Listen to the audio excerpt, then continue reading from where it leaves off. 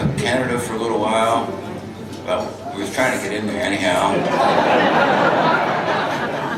But sound man was caught smoking a joint 40 years ago somewhere in Massachusetts.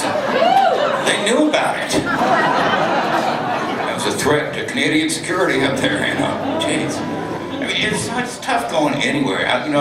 Where I live, up in the hills of western Massachusetts, you know, it's hard to get anywhere from there. Just one of those places, you know. It's a beautiful part of the country. We're getting a lot of snow right now back home. I was happy to be here. But to get anywhere, you know, to fly out of there, you got to drive an hour and a half to the nearest airport that goes somewhere, which is down in Connecticut. We've been doing that for, 40-something years. I was taking my wife down there a couple of years ago, and you know how it is at the airports now. You don't actually stop to drop people off or pick them up. You just sort of slow down to a crawl. Security guys are looking at you, keep moving, you know, so you can get all jittery and stuff. And so I come to the crawl at the curb to drop her off, you know, and open the door. Out goes the stuff. Out goes the old lady. Got the cell phone. Yeah, see you later. Bye. That's it, you know. I'm driving off and coming back to the house. About a half hour into the trip, the phone rings. Honey, come and get me. I said, come and get you. I just dropped you off.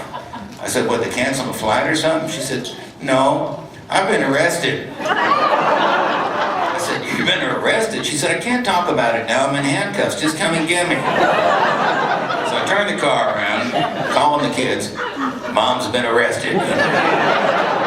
Pretty soon the Connecticut State Troopers are calling me on the cell phone, you know, giving me the instructions how to come and get the wife, you know. I gotta take the car, park it behind the squad car that's parked in the no parking zone, get out, stand around in the no standing area, wait there for, a while, and they'll bring her out to me or something like that. So I'm standing around.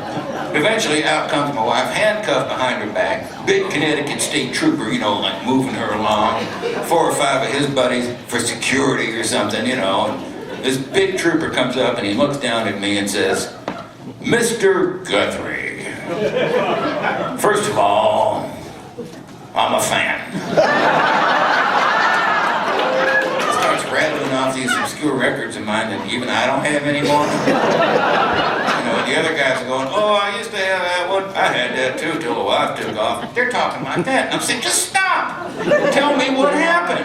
They said, oh, well, what happened was we saw a bag going through security and had a tag on it that said Arlo Guthrie, and we says, we know he's not here. What kind of idiot is pretending to be him? So they decide they're going to open it up, and in there is a little tin that somebody had given me at a gig like this, and I said, thank you very much, tossed it in the suitcase, forgot all about it. Well, this particular item had a picture of a familiar botanical substance on the top, with the words Amsterdam written beneath. I said, we better open this up. So they open it up. Sure enough, it's not just a picture, Somebody had given me some actual stuff, and it was flying around or something, and they were picking it up, putting it into evidence baggies or whatever, The wife was saying, I didn't know that was there. They're going, right, lady. They're hauling her off in handcuffs, and eventually they find out who she is, and they say, Mrs. Guthrie, we are so sorry. We really do have better things to do these days than arresting people for this stuff, and, well, frankly, if we'd have known it was you, we wouldn't have bothered. But now that you've been arrested, we can't unarrest you. So we have to take you down and process you and all that, but we'll make you comfortable, don't worry about it. The old man will come and get you, it'll be fine. They're telling me this out on the curb, undoing the handcuffs and stuff. She's been there for hours, so she knows them all by their first names, all the kids' birthdays and the grandkids. The 60s gal, serial hugger, squeezing them all. Goodbye, thank you very much. They're backing off going, my God, hippies, And to get her out of there, I had to take pictures with the arresting officer, and security, all that stuff. Anyway, here's an old song for my wife.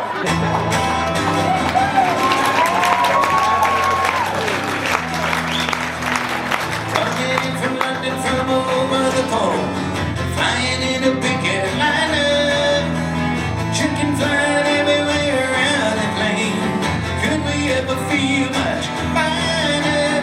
Coming into Los Angeles, bringing in a couple of keys. Don't touch my bags if you please, Mr. Customs Man.